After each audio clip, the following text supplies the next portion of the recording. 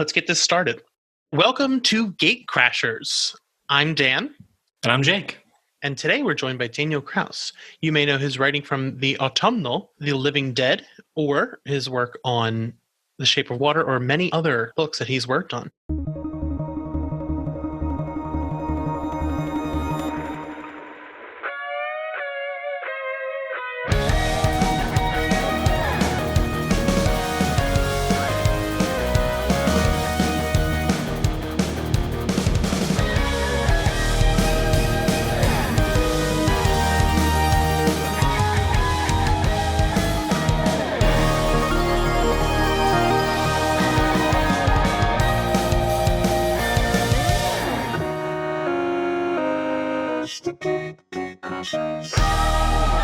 Dan, how are you?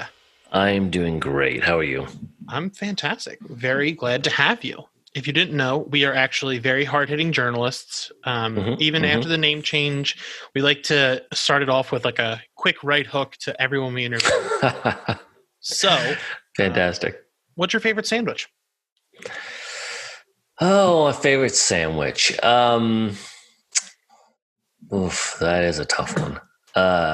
I do like a good sandwich that has I'm not so fixated on the meat part of it, but that has bacon and avocado. It's such a great match. And I will also add that so many sandwiches can be improved by using cinnamon raisin bread. Sandwiches that you wouldn't think would make sense. Use cinnamon raisin bread and it just elevates it. Sounds about right. On like a ham and cheese? Are you saying? Yep. I don't know about it. Depending on the cheese, but yeah. All right. I guess I'm gonna get raisin bread the next time I go to the store and try this. Yeah, it's amazing. It adds some sweetness to the salty. It's very good. Yeah, I'm a big fan cinnamon of that, makes sure. everything better. Mm-hmm. This is a scientific fact. All right. So for Autumnal, what made you look at a pile of leaves and think, I could make those spooky? What inspired that? Well, I remember I was on an email thread with some friends and we were talking about, I think we were talking about horror novels. So it wasn't actually that far flung from what this ended up being. And someone said something about leaves and I think because maybe we were on the topic of horror, I suddenly had this idea about leaves being like footprints because they kind of look like paw prints, certain kinds of leaves. And I thought, blowing my mind right now, actually. Yeah, I know. Never I know thought about it. If you imagine them as like paw prints, it's pretty instantly kind of scary. And I thought, well, what if leaves were sort of like stepping stones across a river, but they were leaves across a lawn, and that was the path that something could take to get to you. If there were enough leaves that led to your house, something could walk across them and get in. And I thought that was a great idea.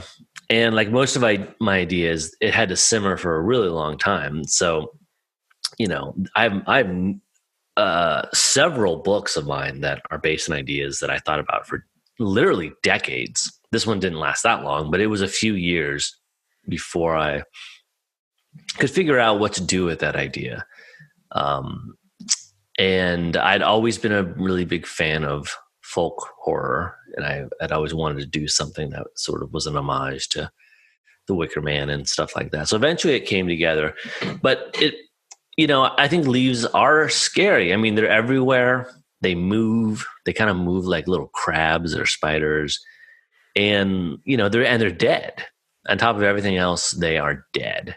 So I think there's all sorts of creepy things about leaves, but we always kind of relegate them to the sidelines. They're sort of set dressing for October and Halloween, but I think they can be scary in their own right. They hide things. I never really wanted to think of leaves as spiders, but now it's going to be forever. Mm-hmm. They always that's where the spiders live. Yeah, too, so it's like you're getting double. Also, the hiding, like the leaves hiding stuff, like there's always that one time where you jump into the leaf pile and you're like, there's going to be something pointy at the bottom of this thing and I'm going to regret my life. See, I watched a video the other day of someone putting a bucket of ice water like a big old tub of it and then trick someone into falling into it, just all hidden in leaves.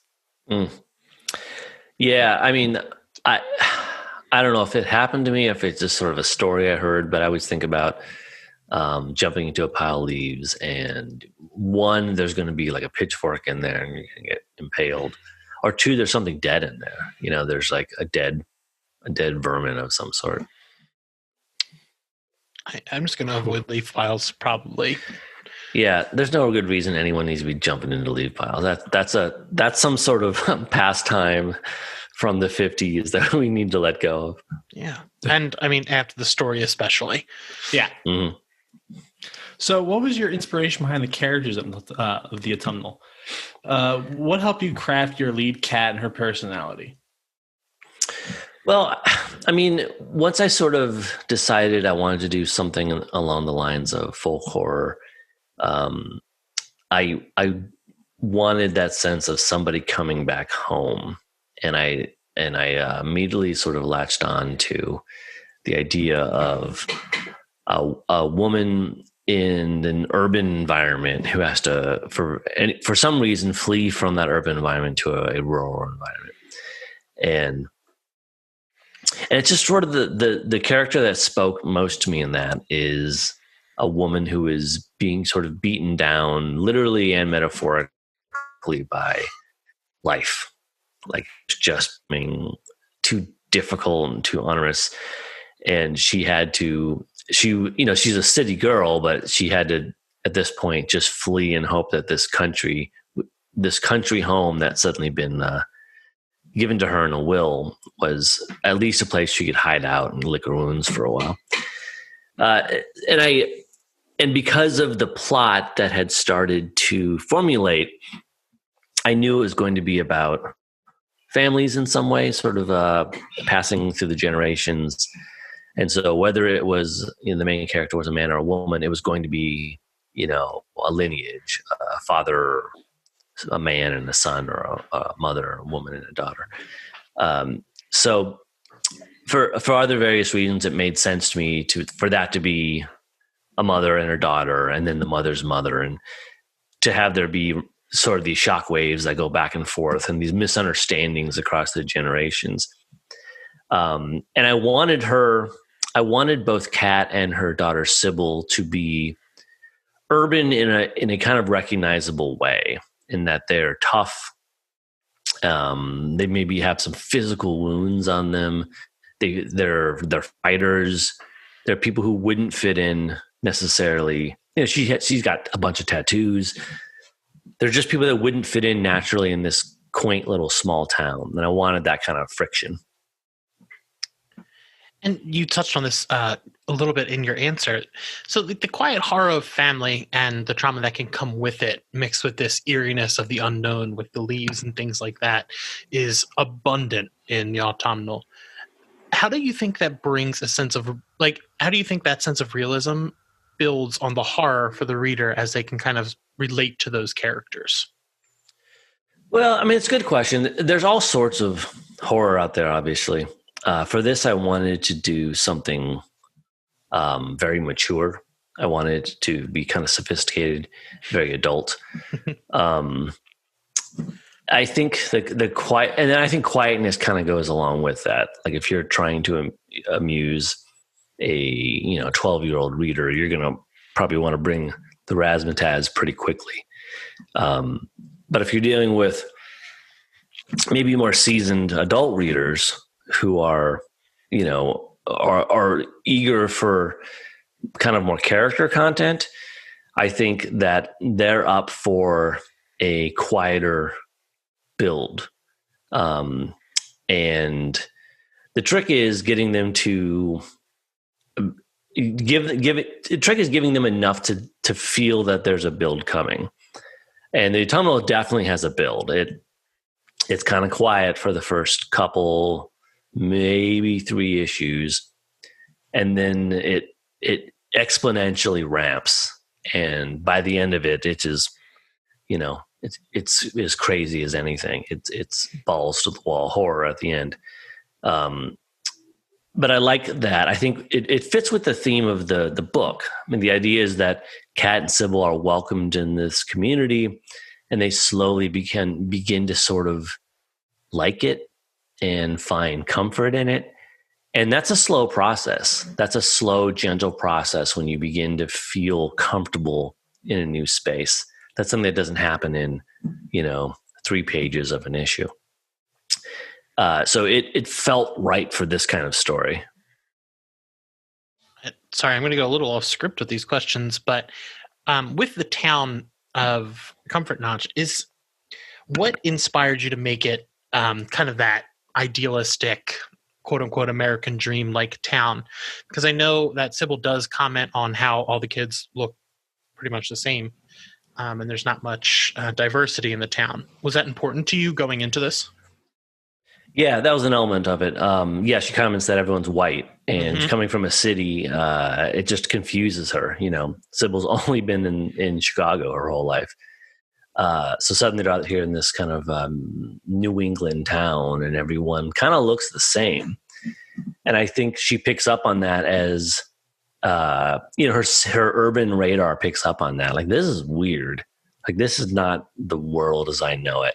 And I think that would replicate the experience of a lot of urban people going to the small town. Like, there's something inherently creepy for an urbanite to go to a small town and everyone's the same thing. In America, most small towns, it's going to be white. Everyone's white.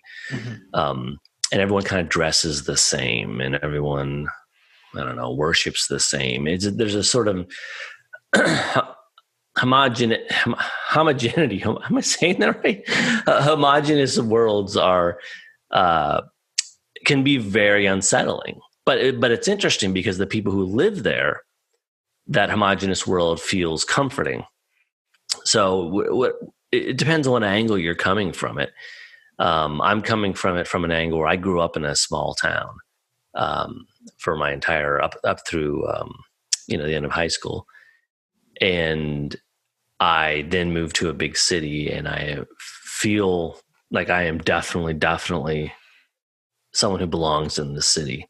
And small towns, they creep me out, and I can say that with some authority because I spent my entire childhood and adolescence and teenhood in a small town, and I still think there's something creepy about it. There's an isolation, there's a certain way of thinking, and it's tough to break free of majority opinion when you're in a small town. You just don't have anywhere to turn. I think it's easier now with the age of internet, but that's not enough. It's always going to be creepy.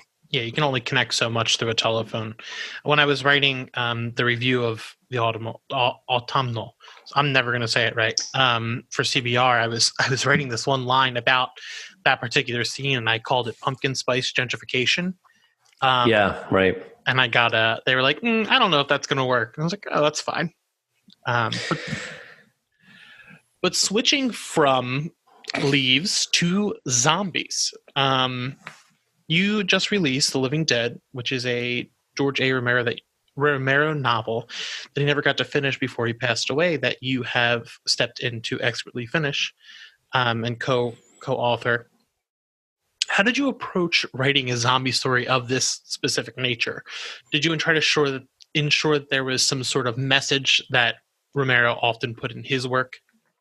Yeah, absolutely. I mean, a lot of that was there in the manuscript that he left. And that stuff was just baked into his DNA. So a lot of his concerns about social issues and injustices, that's all there. But I really grew up on Romero in a very profound sense. The first movie I remember seeing was Night of the Living Dead. And I watched it over and over and over as a kid. And it became part of my DNA too. So again, I grew up in a small town, but watching Romero's movies, he had such a wider, expansive, more liberal viewpoint that really affected me, and I think made me able to see beyond the kind of conservative surroundings that I lived in. So a lot of that stuff is baked in me too. And so the gaps that were missing in the novel that I had to fill, more or less, and some of them were small and some of them were huge, Yeah, I was. It was very important to me to keep his Romero's concerns always present, but they've kind of become my concerns too. So it wasn't that big of a leap. It's not like I was trying to emulate the viewpoint of someone I disagreed with. You know, we were very simpatico in our beliefs and our likes and our dislikes and our politics and all that stuff. So it was a pretty natural fit in that way. I mean, it was an extremely complicated project, in a lot of ways the most complicated project I've ever worked on for various reasons. But that element of it was relatively straightforward. Yeah, I actually got to recently start it. I haven't had a ton of time to dig into it, but what I've read so far is incredible. I'm so excited to actually get down to read it this weekend. Oh, great. So with that, I have a side note that's pretty much just for me. For the book, did you choose what kind of paper it was? When I started touching these pages, it's like, oh my God, this is like the nicest book I've ever felt. Well, I love that question because no one ever asks. They don't ask much about the physical books, and editors put a lot of consideration into the physical elements of the book, the cover, the pages, the hue of the pages, the font, and the kerning of the typeface. There's a little thing, I can't remember what the name of it is, but if you look at the top of a book, kind of at the top pages of a book, like the book's a cube, the top facing, and right in the binding, sometimes there's a little cloth. It almost looks like a little caterpillar. Not all books have those. That's got a special name, and they can be all sorts of different colors, and they're an additional expense. So all these other things, all these elements to a book cost more money. If you have any raised lettering, there's all sorts of different textures for the book jacket. So usually you don't have a whole lot of say in that, and they just kind of come out and they have this sort of default settings. For this one, they did a nice job. We decided on what is called the deckled edge. So it has that old-fashioned rough book edge. At least the US version does. And it's funny because whenever a book comes out with deckled edges, there'll be people on Amazon who will rate the book one star, saying that their pages are all screwed up, not realizing that's either they're supposed to look like that. It's actually a good thing, not a bad thing. And I think, and certainly there's differences in page stock. Yeah, some of them are glossier, some are almost not moist, but there's like they're like thicker and damper. So all I can say is they chose a nice page stock and beautiful page stock. And yeah, I mean, I'm really happy with particularly the US version of the book. I think it's just a really lovely production all the way around. And the title page has color on it, and you almost never see that. There's a couple blotches of like red blood on the cover page. And that's really rare. I started for some reason I've just been reading more prose for myself and not like making it into content anywhere. And I just finished Devolution by Max Brooks. And at the end, it told you what typeface they used. And I was so excited about that. I don't know why, but it was just so exciting to like see that little detail and like get a kind of closer look at like what the thing is. Yeah, a lot of books do that. I think more books don't, but I've read plenty of books that the final thing in the book is it tells you what typeface it is. Yeah, maybe I don't always get to the ends. Yeah, it's also possible sometimes it's hidden in the sort of front matter. So with the Autumnal and The Living Dead being at two very different ends of the horror spectrum, how did you approach writing those aspects to make them distinct? Well, it was pretty easy in this sense because they're both different mediums. I think when you're dealing with two novels, you really do have to pay attention to that. You know, I'm pretty prolific, so I have to take extra steps to make sure one novel doesn't feel too much like another. But in this case, the Autumnal is a comic book, and so just the structure of that, the way you're working on a document that looks different and is not prose, really, in that sense of the word. It's a lot more stage direction. It doesn't feel anything like it. And so it has none of the flow of a novel. It's much more, there's something much more algebraic, I guess, about comic book writing, because you're really dealing in units of information. How many blocks of information on this page, how many blocks on a spread, how do the blocks transition when you turn the page? And you're always dealing with that sort of finite space, which is you don't have in novels, you don't have in screenwriting. It's very unique to the comic book format. And I think, and I know for me anyway, the form and the shape of how you're working on something drastically affect how you or how the actual writing goes. It affects the art of it. In the same way that if I were to suddenly decide I'm going to write my next book in Comic Sans, that would affect the writing. Like there's all these tricks you can do to kind of mess yourself up. And I do them because I'm prolific and I want to continually jar myself out of my comfort zone and do little tricks and challenges and restrictions to make myself have to work in a different way than I have before. That's very interesting to hear, that you're always pushing yourself to try to put limits on what you can do so you can do more. Yeah, I mean, that's a big part of it. Some projects are just different by their very nature. You know, you may be writing in a really peculiar first person voice. You know, that's going to change everything. But if you're writing, you know, just another third person novel, I definitely put up roadblocks and limitations and do things that make me have to work harder or work differently. So you did something similar with The Shape of Water, because the book and the film were both released around the same time, but took two approaches and two different mediums to the same story. I know that you co-wrote with Del Toro, but did you try to keep the visions distinct for the mediums, or were you trying to tell one concise story? They're distinct. I think the story beats are very, very similar. But it's the only project I can compare it to is 2001, in the sense that Arthur C. Clarke published the novel of 2001 pretty much on time with Kubrick's movie. And so plot wise, they're very similar, but the content's a little different and the delivery's a lot different. So they by design are going to kind of have their own styles and their own feels, but telling the same story. And you both you co-wrote Troll Hunters as well, which is one of my favorites. What was it like working on a collaborative project like that? That was really cool. That was really fun. I was coming off a book.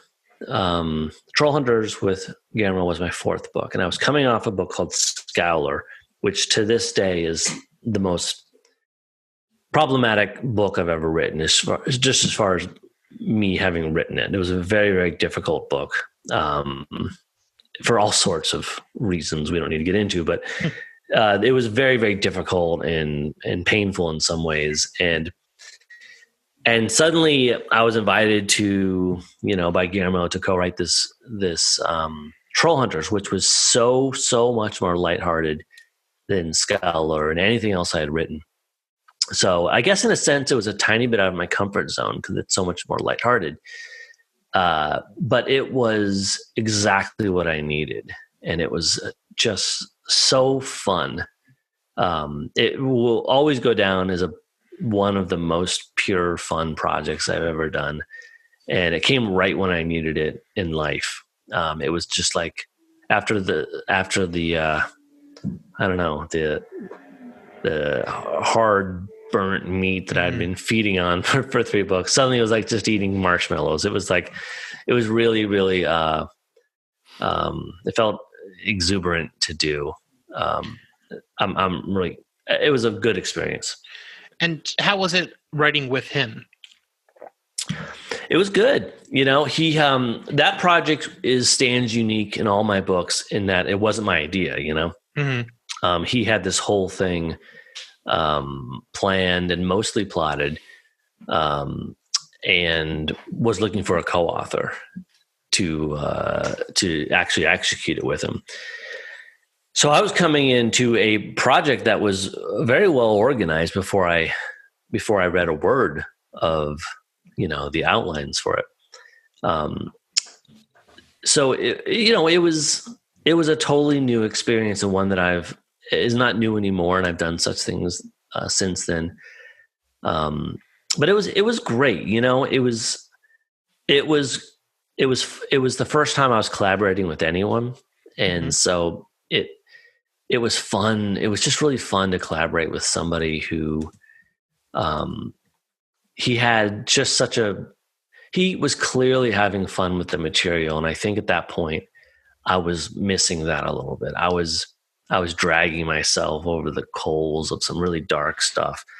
And he kind of reminded me that there's joy to be had out there and good times to be had.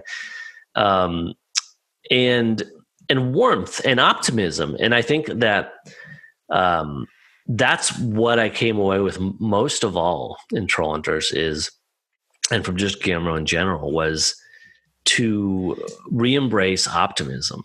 Like, things don't have to be all doom and gloom. Like, let there be hope and let there be laughter and all these things. And he also has a much more, at that point anyway, had much more of a mindset that was, I think, more commercially palatable than the stuff I've been doing. Mm-hmm. And, when you come from sort of, the fringes, in my case, just rural Iowa, sometimes you have a tendency, especially when you're young, to kind of look down on anything that's too commercially based. But that was another thing I learned on Trollhunters, was when you're working in, kind of standard classic 3-act structure and stuff, there are lessons to be learned there. And again, it's like I was saying, like, this was another example of me having to work in a different realm, in a different way with a different structure. And it taught me a lot. That story makes me very happy. Good. That feels refreshing. So with having worked on collaborative projects before, was coming to the medium of comics where everything is done as a team easier for you? It was just very different. I'd done these collaborations, but mostly I was, working alone. And the comics is it's just so much more collaborative than even, two authors collaborating. It's like, in theory, if two authors were collaborating and one was kind of not pulling their weight, the other one kind of pick it up and write more. Both comics, like, it's not like, I mean, if the letterer doesn't show up, you don't have a comic. Everyone has to do their part. So it's been just a tremendous experience that I've really, really loved. It's been one of the great eye openers for me. I love working with, especially with collaborators who aren't doing what I'm doing. It's probably kind of like filmmaking or something, like I'm working with, not like I'm working with another writer in this case. I'm working with an artist and a colorist and a letterer, and they're all bringing completely different skill sets to it. And so there's not even any sense of, me and another writer are kind of duking it out in a good way to try to figure out, what is this story about? It's really me doing something and then just letting it go, and then just being able to sit back and have fun as everything else happens. For the Autumnal, I wrote all the issues up front. I wrote all 8 issues before anyone else was involved. So it really, my job was essentially done by the time that any art was being done. So mostly I've been able to just really sit back and relax and just watch all the pieces coming together. And that's super, super enjoyable. Very interesting. Well, were you a comic book reader before this? Not a big one, no. I mean, I've become one over the years, but I did not grow up with comics at all. I don't know what it was about this town that I grew up in, but I don't think it had comics.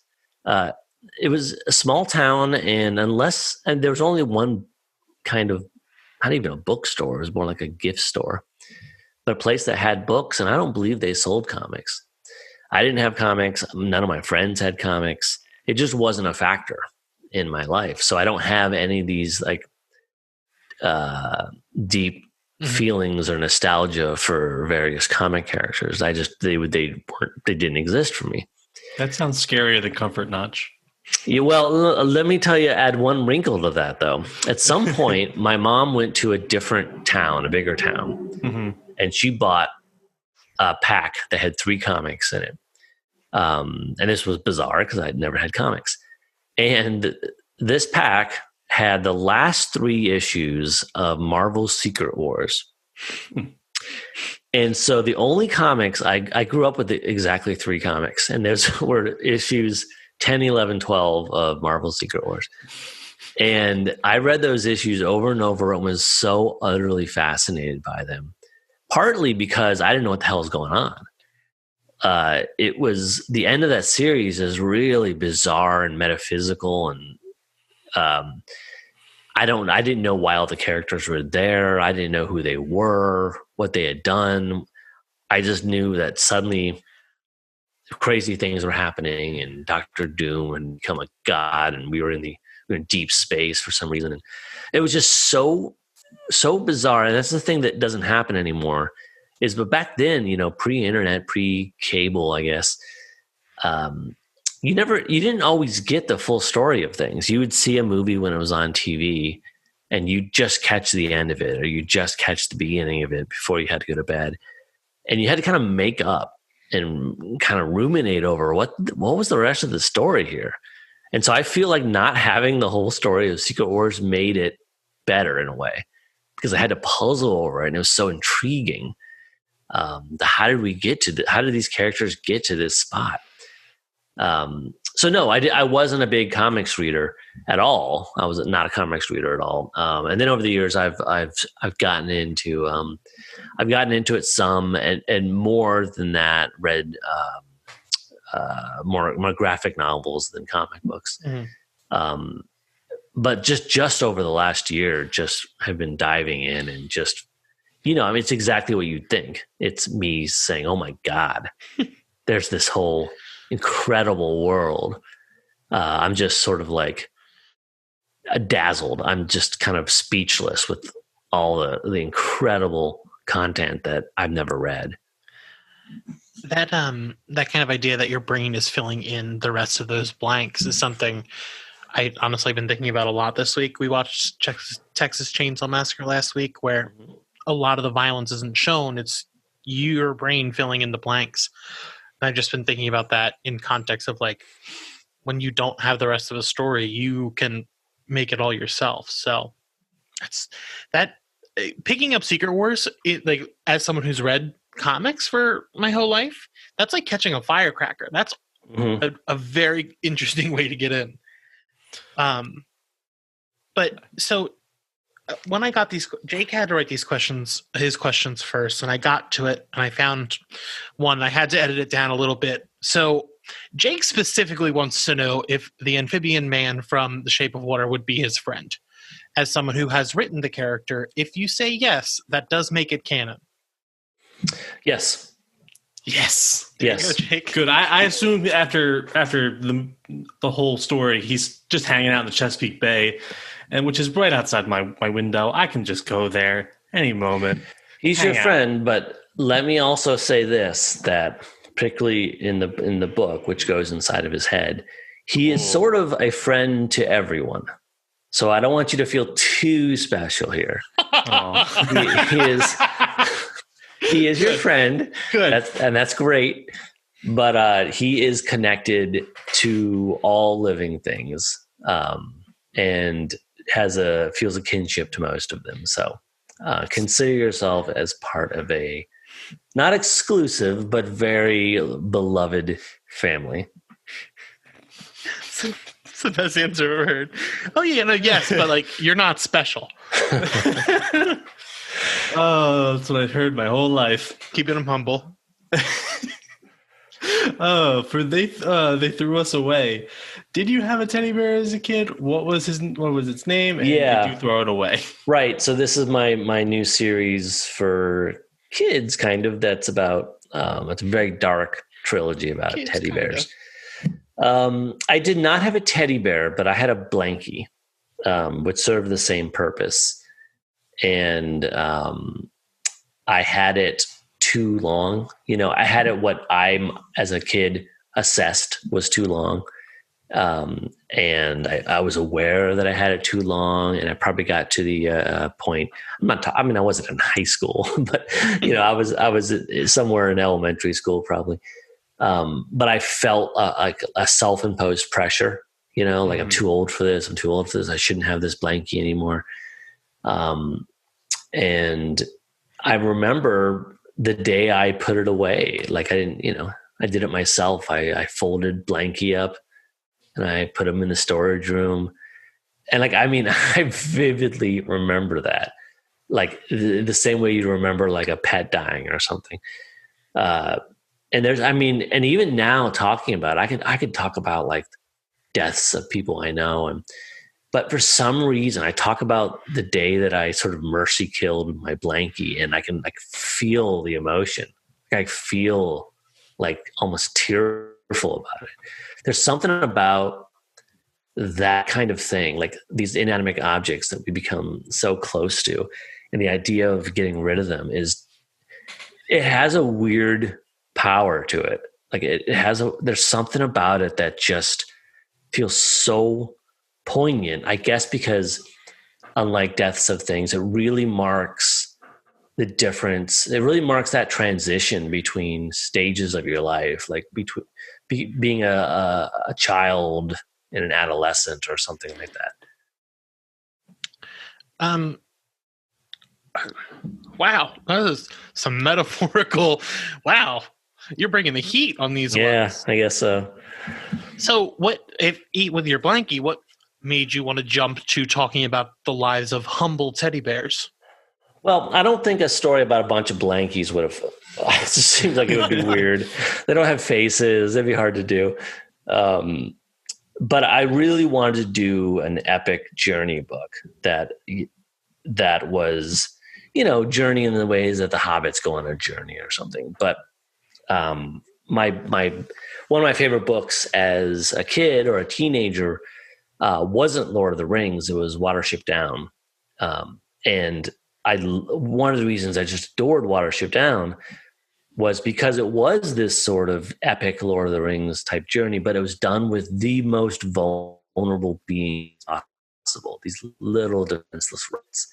The fact that they were able to make such an incredibly rich story with rabbits, it really impressed me more than anything. And so I'd always wanted to do an homage to that. And so for years, as is my tendency, I dwelled upon a story about teddy bears. And is there some sort of journey teddy bears could go on that would let me sort of have this experience as a storyteller, but in a different way. These teddy bears are more vulnerable than rabbits even.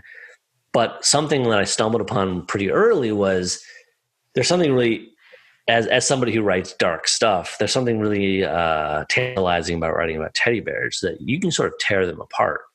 If I was writing about rabbits or little kids, I can't just pull an arm off and gouge an eye out and just keep going. But with teddy bears, because they're just made of stuffing. Yeah, they're just made of stuffing. So you can do all sorts of things to teddy bears, and they can just keep on ticking. And that really helped me with the overriding metaphor of the trilogy, which is kind of an accelerated look at growing up, from being born completely innocent to becoming a young adult or an adult. And the fact that we carry our wounds with us, and with a creature that doesn't heal, like a teddy bear, it made that seem very palpable, very visceral to me, that when these characters got wounded, they were stuck like that. They would always be wounded. And I drew these pictures of all the teddy bear characters, and whenever their ear got ripped or their arm got gnawed off by a rat or something, I would draw those on so that I could keep a track of all their wounds, which were really signs of them maturing and growing up. Holy moly. Well. Whew. It's just. And say you're planning a full trilogy for this story? Yeah. It's called the Teddy Saga, and They Threw Us Away is out now, and the next two will be out, at yearly intervals. So the next one will be out next fall. That is such an interesting metaphor, especially now knowing the blankie story and the pain that you still feel today. I'm sorry, but it's okay. I have a worse story. I had a friend in high. Here we go. I had a friend in high school who had a blankie. Well, he didn't have it when I knew him, but he had a blankie, and he told me that his dad at some point judged he was too old for a blankie, and every day cut a little bit more off the blankie until it was all gone. What? Isn't that terrible? That's horrifying. I know. I think it's just I think that's terrible parenting. I'm sorry. That's traumatizing. Yeah, and every day he'd come down there and he'd cut off a little bit more, and then the blankie was smaller. Give me the blanket. It's time for a snip. How do you approach that? Like, not well, essentially. If you had to build a Rube Goldberg machine, what would it do? Oh, geez. God, I guess first I'd look at my life and kind of figure out what were my annoyances, what were my inconveniences. I think I got it. So I've got dogs, and they're not big; they're small dogs. And sometimes, because I live in Chicago, sometimes it's cold and it's wet and rainy or snowy.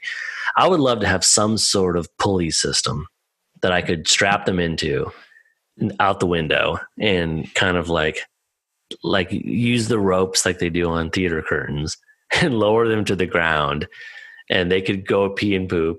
And then somehow I pull them back up and I never have to go outside. That would be fantastic. So like a dog elevator. A dog elevator is what I'm saying. Incredible. Dan, thank you so much for being here. This is wonderful. You're welcome, guys. Anytime. Where can people find you? I will keep it simple. Just go to Daniel Kraus, KRAUS.com, and it has all my links there. Thanks for listening to our interview with Daniel Kraus. None of this would have made it to your ears without me, the all-powerful sound guy, Mike. Make sure to follow us on Twitter and Instagram at GateCrashersPod. Slide into our DMs with that sweet, sweet feedback, baby. No, but seriously, we really want to make the show as great as we possibly can. So let us know what you think. And if you're really feeling it, leave us a 5-star review on Apple Podcasts. It'll really help us, how do you say it?